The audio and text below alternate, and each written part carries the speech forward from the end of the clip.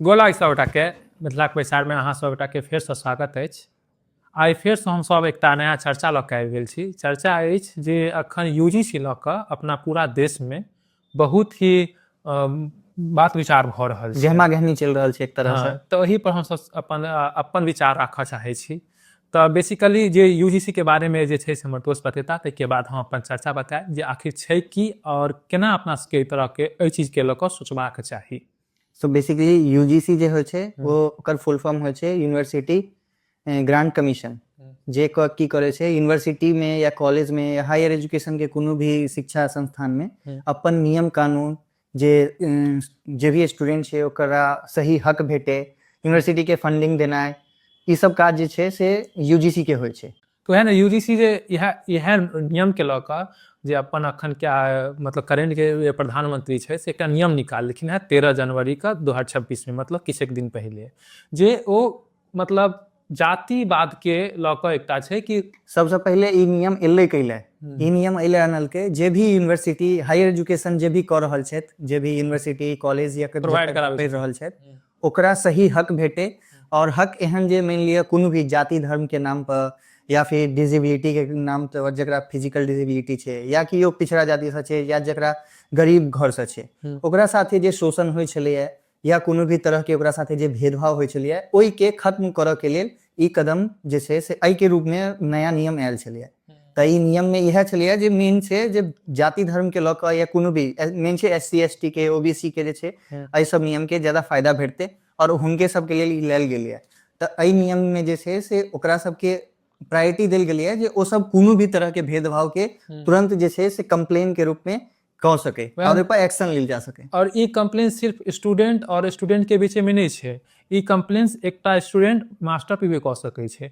सो दरअसल की छै ने कि जे भी पिछड़ा जाति छथिन हुनका लग ये हक छनि जे अहाँ अपन हकमे किछु भी कंप्लेन कऽ सकै छी, और ओहिके मतलब रिपोर्टमे जे पैघ जाइ छथिन यानी जेनरलमे आबै छथिन हुनका पाससँ ई हक नहि रहतनि कि अहाँके ओहिके रिवर्टमे भी अहाँ अपन बात रखियौ। एहि नियममे बहुत सारा गैप छै जे क्लियर नहि छै, क्लियरली नहि लिखल गेल छै। जेनाकि इएह भऽ गेलै SC ST के या OBC कोनो भी जातिके या ककरो भी जे ई नियम जकरा लेल बनायल गेलै एहिके दुरुपयोग भऽ सकै छै।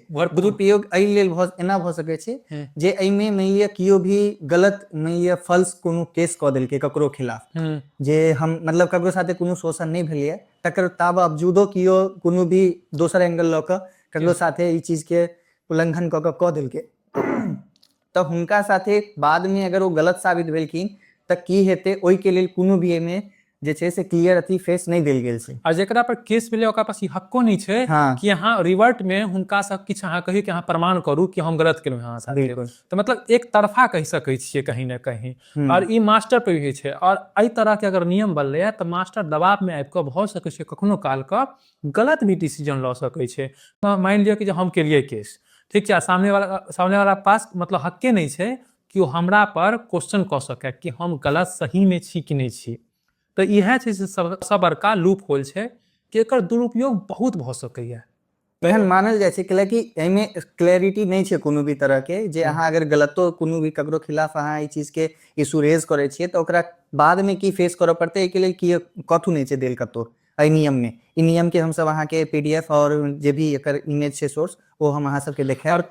और कहीं ना कहीं अगर मान लियो जे भी सरकार छथिन उनका पूरा रिस्पेक्ट छै, लेकिन अगर कॉलेज लेवल पर एहि तरह के सोच विद्यार्थी के बीच में दऽ रहल छथिन तऽ सोचियो हुनकर फ्यूचर आगाँ की हेतै। यार एतबे नहीं छै, कॉलेज यूनिवर्सिटी कैंपस में जे छै से मॉनिटरिंग टीम सेहो रहतै, मतलब वो हर विद्यार्थी पर हर छात्र पर जे छै एहि के लेल एहि तरह से मतलब नजर रखते जे तुरंत के तुरंत एक्शन लेल जाए। मतलब एहिमे सब विद्यार्थी सब इनसिक्योर सेहो फील कऽ सकै छै एक तरह से, मतलब मॉडरेट अलग मतलब रिमोटली कंट्रोल भऽ गेलै। वह नहीं जे मतलब पढ़ाई के अलावा और हुनका एकटा अलग प्रेशर ओहि तरह के पता नहीं की स्प्रेड हेतै की फैलतै तकर कोनो अथी नहीं छै। आब मानि लिअ हमरा ककरोसँ केओ भी मानि लिअ हम या हम ही छियै OBC से, हमरा कोनो दोस्त दोसर जाति के दोस्त बनाबऽ के छियै तऽ सब हमरा से खौफ करते ना, जे मानि लिअ हम केना हुनका संगे दोस्ती करिए कोनो भी तरह से कोनो भी मजाक। अब दोस्ती यारी में तो बहुत तरह के मजाकिया चले छै, ओहिमे कोनो किछु भऽ गेलै तऽ वएह नहीं जे मानि लिअ जे OBC छथिन या SC ST छथिन, लेट्स सपोज कि हम जनरल छियै, गलतियों से भी या किछु निकलि गेलै अगर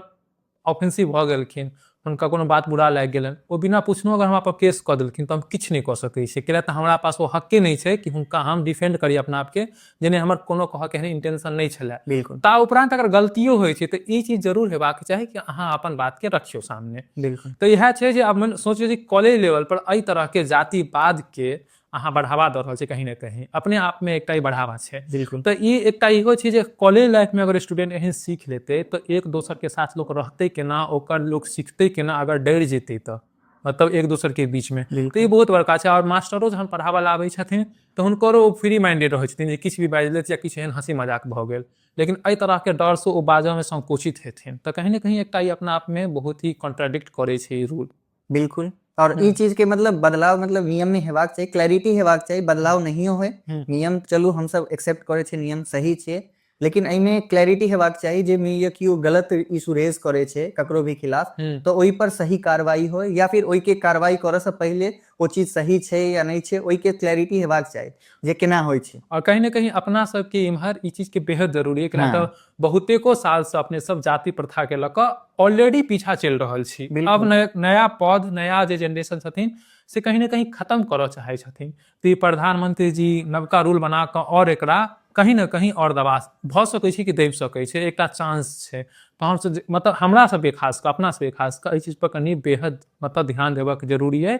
अपना तरीका से सोचऽ के जरूरत अछि कि एहि चीज के अहाँ केना लऽ रहल छियै। बिल्कुल, एहि पर सोचबाक चाही। मानि लिअ सरकार एक नियम के अनलकै एहि दृष्टिकोण से जे कियो भी कोनो भी इशू रेज करऽ से पहले सामाजिक दबाव या ओकर कैंपस के दबाव से महसूस कऽ के ई चीज के आगाँ नहीं करे छै, या नहीं अपन इशू रेज नहीं करे छै, नहीं ओके खिलाफ कियो बाजि सकै छै। तही दुआरे कि आगाँ जाके की हेतै, तऽ ई सब नियम एहि लेल बनायल गेलै जे ओहिके कियो सोचबे नहीं करे, पहले कोनो चीज भी हो तऽ तुरंत ओहि के खिलाफ कार्रवाई कैल जाए। लेकिन मानि लिअ एहि के बीच में कानूनो एतै तऽ ओकरो लेल ई लिखल गेल छै जे ओ चीज कानूनो पर अप्लाई होइ छै, जे कानूनो एहि के बीच में अगर कोनो चीज के अथी केलकै तो हुनको गलत साबित कैल जा सकै छै, हुनको खिलाफ एगेन दिक्कत भऽ सकै छै। तो मतलब इएह छै जे SC ST जे छथिन, जे भी किछु अपन कहथिन हुनकर कोनो अहाँ डिफेंड नहीं कऽ सकै छी। तऽ एकटा इएह छलै UGC के लऽ कऽ एखन हमर सबके चर्चा, जे शायद अहाँ सबके बढ़िआँ लागत।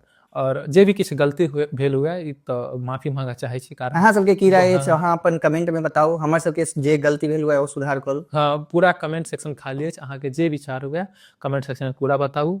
तब तक के लिए विदा चाहै छी। जय मिथिला, जय मैथिली।